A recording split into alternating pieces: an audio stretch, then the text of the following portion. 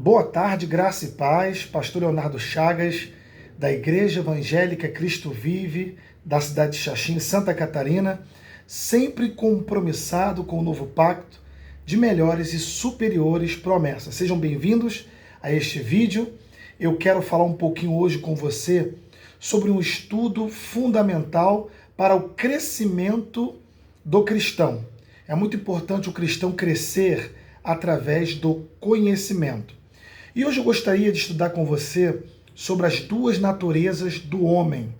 O homem tem duas naturezas: a natureza carnal, a natureza que ele herdou de Adão, a carne já nasce em pecado, e a natureza divina, que é aquela natureza que quando ele se converte ao Senhor, ele recebe o Senhor Jesus como o Senhor da vida dele, o Espírito Santo passa a habitar dentro dele. Então, ele tem uma natureza divina e uma natureza carnal.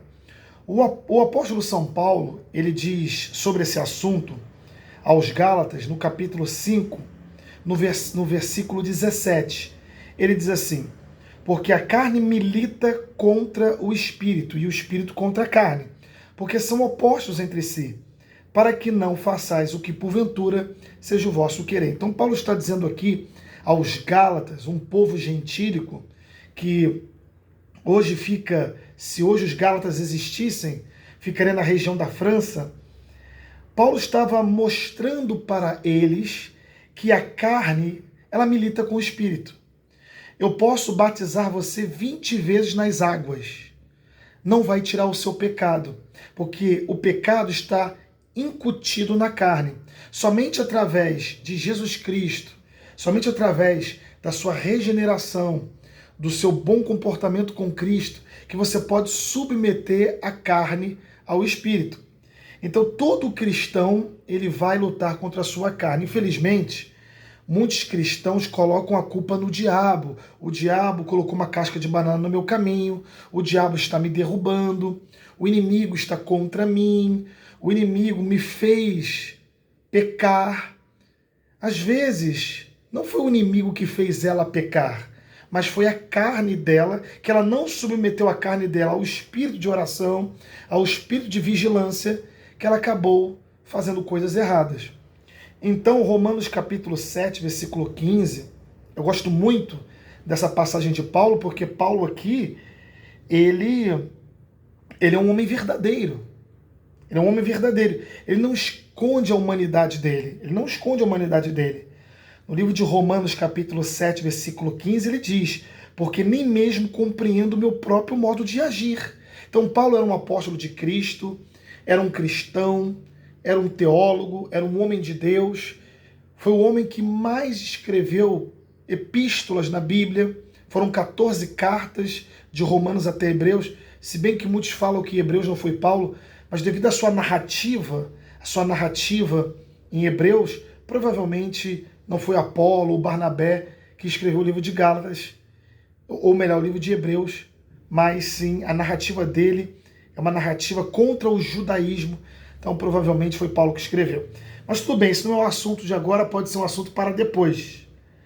Mas ele diz que, mesmo cumprindo meu próprio modo de agir, pois não faço o que prefiro, e sim o que detesto. Então ele está dizendo que mesmo ele sendo um apóstolo de Cristo, ele fazia coisas que ele detestava. Não é sempre a culpa do diabo. Nós temos duas naturezas: a natureza divina, a qual recebemos Jesus, e a natureza, nossa carne pecadora, que ela não se converte nunca. A nossa carne nunca vai se converter.